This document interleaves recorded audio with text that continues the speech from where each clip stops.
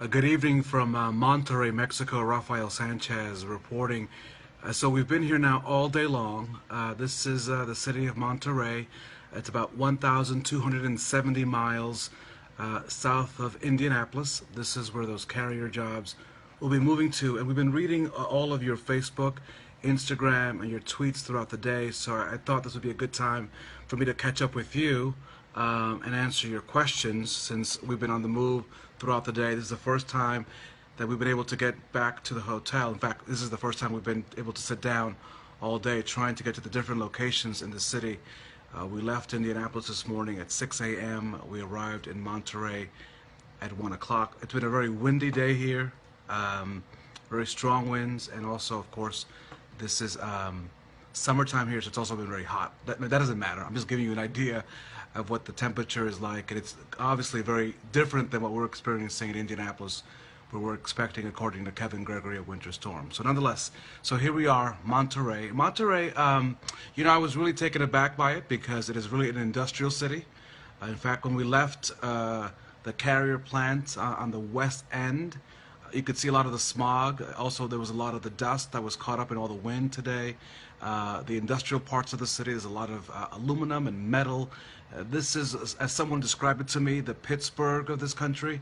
It's been this way for decades. So even before NAFTA, this place was a place where obviously was very industrial. And so now I'm reading some of your comments. So if I look away, because I'm trying to keep up with you, if you have any questions, and believe me, I'll have many more stories to tell than you'll be seeing on the news throughout the week. So there's just a lot going on here. But Scott Reese is talking about boycott carrier, and we've heard that from some people, obviously, since the company made the announcement to the employees back on February the 10th, I believe. Since that announcement was made to them, a lot of strong opinions have been held by many members of our community, especially when you're talking about 1,400 jobs in Indianapolis and several hundred jobs up north. And all those jobs are supposed to be phased in and come to Monterrey in beginning in 2017. Over a couple of years, those jobs will be phased out. As we know, in Indianapolis, employees there, some make $20 an hour plus. That's without the benefits. Here in Monterrey, when those jobs come here, it'll be, my understanding, $3 an hour, and when they add in the benefits, $6. But I've been asking what those benefits are, and I've yet to get a good answer on that, but I'm going to presume that based on what we're told, that there are some benefits. Again, I don't know what those are, but if there are benefits, then it's $6 an hour. Patricia McKinney Mahoney, what will be the hourly rate for the workers down there? Patricia, between $3 to $6.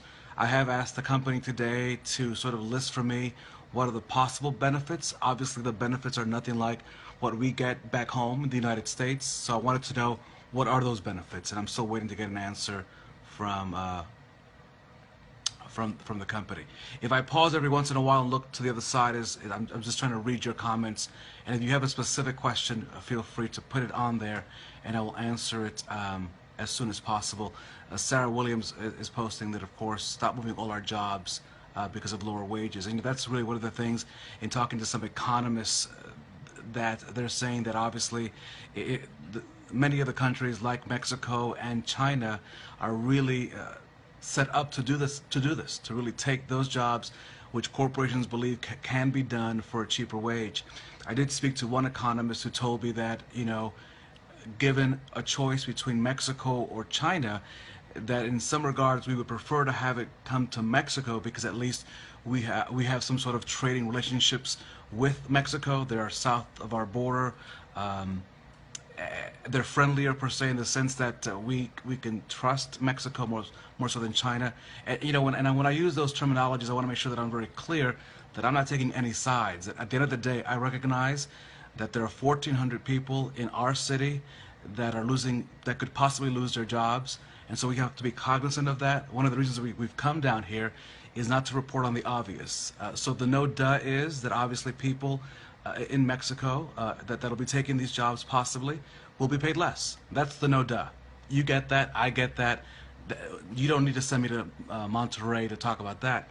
I think what we're trying to take a look at is what is it that they're doing here that may be looking at other jobs, right? So we know that the carrier jobs are the jobs that they focused on, but are they looking at other jobs? Because this place is highly industrial. This place is really focusing on technology. So the question then becomes, for those of us that live in Indiana and Indianapolis, what are our leaders? What are we demanding? What are we doing to ensure that people's jobs are protected long term? Obviously, because of globalization, some jobs, as we're seeing with this carrier situation, are impacted. And there were several hundred companies last year in Indiana that were moved to other parts of the world because of globalization. So the bigger question that becomes for us as we report on stories is Indianapolis, is Indiana doing enough to ensure that people have the skills, the jobs, and the protections, really, to keep those jobs? Sarah Williams, I currently work for Ingram, and we also had, we were bought out from China, and some jobs went there. Raiden Harmon writes, my uncle is losing his job because of the move. Jeff Hill then tax them back. You know, and Jeff, to your point, we know that this is now has become a very political issue. And we know that among the presidential candidates, we are hearing from Donald Trump, who is suggesting that products that Carrier makes in Mexico should be taxed, should carry an extra surtax because of what they're doing. We've also heard from Democrat Bernie Sanders, who says that he'll stand with the workers if there is any kind of action. We are expecting that the mayor of Indianapolis, Joe Hogsett, will be meeting with union officials on Thursday. We know that the governor, that the mayor of Indianapolis, several senators and congressmen have written a letter to Carrier, hoping that they could just sit at the table and have a discussion as to can this be, can they change their minds? And none of those folks have yet to receive a response. When I say those folks, I'm talking about the politician. Zach Warther writes, how's anybody going to buy anything made in other countries if there's no jobs left to make any real money? And that's really one of the many questions is, if all the jobs leave the United States, then who's going to buy any products? And then, of course, the ripple effect, the biggest concern. And when I talk to the steelworkers local union their biggest concern is for the west side of Indianapolis as a whole, because obviously all these jobs, right, good paying jobs with good paying people also support the local restaurants and the barbers and all the other support areas on the west side. So there's a concern of the ripple effect, the pain that will be caused because of what Carrier may decide to do. Mark Meadows writes, our school board is actually debating what we are teaching to kids to have skills for the 21st century jobs. And, you know, some of the workers, and we're going to talk about this tomorrow on the news at 6 o'clock, there is a federal program called the Trade Adjustment Act that was set up specifically to help people when their jobs are lost because of foreign trade. And the way that program works is that people's education or schooling gets paid. They also get a stipend. The stipend is not at the same level as their original salary. So, you know, that's painful because obviously you're going to school, but you're going to get some money. But nonetheless, the TAA program is a program that may be able to help the Carrier employees should the plant move to Monterrey, should the governor and the mayor be unable to get Carrier stick around. Jason McQueen asks, wasn't Carrier paid $5 million? No, Jason, Carrier, and we're going to talk about this, I think tonight on the news at 11, Carrier received $200,000 in 2013 to do some job training, and they also promised to add some 200 plus jobs. The state is now reviewing to see if Carrier actually followed through on those tax credits. If not, then the state can go back and demand that money back. Now, the state had also given Carrier's parent company, United Technologies, $300,000, or they were going to get $300,000 for their plant up north. The state has stopped that, so UTC, United, will not be getting those dollars. The question now remains is, will Carrier have to refund any monies? And at this point, there is a monitoring team that assesses when companies get tax credits to see if they in fact will have to give back that money. PJ Burkert Swafford writes, everything today is all about money and nothing about the well-being of people. Shameful. Lily Black also calling for a boycott of Carrier. TJ Bray writes, Carrier is doing questionable things behind the scene. And I've been trying to talk to a lot of people. In fact, even for this Mexico trip, interestingly enough, we were set up to talk to a number of the trade organizations here in the country. And soon after we landed and soon after we began texting and talking about that we were going to be doing stories about and showing you at home what the Carrier plants looked like and X, Y, and Z, all those folks just surprisingly are not available, or they're moving their appointments to times after we leave. And so we're going to try again to reach out to all those good people, and hopefully they will reconsider. But we'll see what happens. Obviously, we're going to give everyone the benefit of the doubt. But it's just been interesting that in the last couple of hours, once we landed here at 1 o'clock, my scheduled interviews for Tuesday mid-afternoon and Wednesday, for Wednesday mid-afternoon and Thursday have now been canceled. But we'll give those folks another chance. John Graves writes, EPA regs influencing this move. There's some talk about that. That's Carrier has been talking about that. Obviously, a couple of things. One, Carrier's position, and I don't speak for them, but what they've told the media as part of their statement is that obviously, A, it'll be cheaper for them to have a workforce here because of the pay scale, regulations, and that they claim also that many other industries, which is true. For example, Carrier's competitor Train has an operation here, and they did a number of years ago. They also did some job shifting to Monterrey. There's also a large number of distributors and suppliers that are here. So that's what Carrier is saying. But also to the previous point, we've been talking to a lot of people who are just really concerned about talking. They seem to know more than what I can report, and obviously I can't report unless I can confirm it. So I'm not going to get into hearsay. But I have spoken to people who really do want to say some things, but they're concerned that if they step forward and speak, that they will lose their jobs or that it will impact their business. So we'll have to see as the days and the weeks go along what happens. We're not giving up on this story.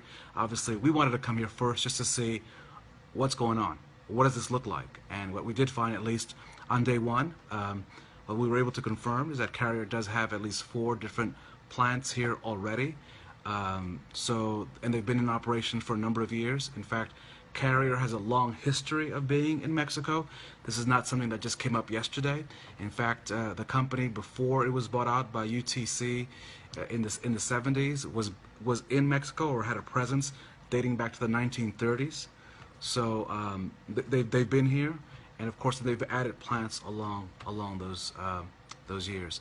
Lydia Angel writes, if our government can boycott other countries and place embargoes on them, why can't they do that for this corporation who's taking jobs away from Mexico, from Americans, I should say? There's a number of companies here, though. Hershey's makes a lot of candies here. A lot of the candy that you eat, York peppermint patties, peanut butter cups, made right here in Nuevo Leon. Nuevo Leon is the state in which Monterrey is the capital of. There are 34 states in Mexico. Monterrey is the capital of Nuevo Leon. Nuevo Leon altogether has 5 million people. Monterrey has over 1 million. And Monterrey, just like Indianapolis, has a couple of things in common. Both are landlocked. Both are capital cities. And for now, both employ Carrier employees. Of course, that could change by 2017. Anthony Pates says to us, is manufacturing at Carrier the type of jobs that will ultimately be replaced by robotic automation? I don't know that question. I don't know. Obviously, there's a major manpower here in Mexico. So what they produce in Indianapolis, I am told, are furnaces. They produce about 10,000 a day. They have a number of assembly lines that produces these furnaces, and those furnaces will be then made here in Monterrey. They have 4 plants. They've not given us any indication that they plan to build anything new based on what we've been able to see. They're very expansive, these plants. They already have productions going on. So again, not speaking for the company, not knowing the details, I would imagine that over the next 3 years, it will allow them to retrofit those entities, or at least if they plan to build them. I should also point out that the one thing that my photographer and I noticed as we were driving in to Monterrey is the fact that there's a lot of space here, and they're booming. There are industrial parks everywhere. I want to give you just an idea. So this is, the other thing I found interesting. This is the highway system of Monterrey. They have more toll roads in Monterrey than I've seen driving through Ohio or New Jersey or New York. The roads seem to be in very good condition. I did get a picture from someone who said, come on, Rafael, show the truth about Monterrey. And yes, there is poverty here. No doubt about it. There is some housing here that's quite shady. But let's be clear also, in fairness, there's also a lot of good housing. And so there's that mix. This is very much an urban city where you'll find middle-class families, and those kinds of issues, as well as, let me show you some more video. This is my photographer, Steve. This is sort of where plants B and C are. This is the Steva plant. That security guard there greeted us today at the plant. We were not allowed to go very far. Carrier has it's all fenced in. All the industrial sites are fenced in, so we were not allowed to go beyond the gate. So we were able to get some video while there was a shift change. Employees did not want to speak to us, and it's not because it's not because of they couldn't speak the language. Obviously, many of them did not speak English, but I speak Espanol and tried to get them to talk to us, and you could tell that that was just not going to happen today, at least with this news crew. ML Alexander's asked, do we know if Carrier has agreed to pay back their tax credits they received? That's under review, Mr. Alexander. That has not been determined as to how much of that money or if that money will be returned. I do know, I can tell you that when Whirlpool a number of years ago had an agreement with the state, and they did a similar thing per se, not the exact same thing, but there were some issues with significant layoffs that Whirlpool was involved in. They did, Whirlpool was required to give back, and they did pay back in excess of $500,000. So that's a story that I'm working on right now for the news at 11 o'clock. Susan Birchman writes, imagine that $3 an hour and probably no requirements by the government to provide any benefits. Yeah, we don't know about the benefits, Susan, and that's what I've asked about. I said, if there are any, and I doubt that there will be the benefits that you and I get back at home, like medical and workman's comp and those kinds of things. I've asked for a list of what the possible benefits are, and I'm still waiting for Carrier to provide those so we can balance that out. Again, they're telling us $3 an hour, but with benefits $6 an hour. And I just also want to point out that my photographer and I went shopping to see what can you buy on that salary, and we'll get into that tomorrow and over the next couple of days. So we hope to show you that. Let me see. Luis Ibanez says, as soon as they heard the news. Well, it's kind of funny. As soon as we started broadcasting, obviously things changed a little bit, and we get that. But the funny thing is, and I was talking to my photographer about this, if you have nothing to hide, if it's all on the up and up, what's the problem? Because we did ask for access into the production lines. We wanted to see, what kind of work that the people here do and under what conditions and all that good stuff. And we have not been granted access to that yet. I did ask again today in an email, so hopefully, that will happen. But, I'm not going to, at this point, make any judgment calls on that. But we'll see what happens. Jared Corbin says, with this kind of move and money they will be saving, I hope they give us a good severance package. And we'll have to see what happens, right? And, the best thing that could happen is for people to reconsider. We know that in many cases, let me rephrase that. In some cases, corporations that have moved in their past, their businesses to Mexico, have returned back to the United States. So if there is a way to keep all those jobs for all 1,400 in Indianapolis and also the hundreds of jobs in northern Indiana, that would be the best thing. But there has to be a discussion.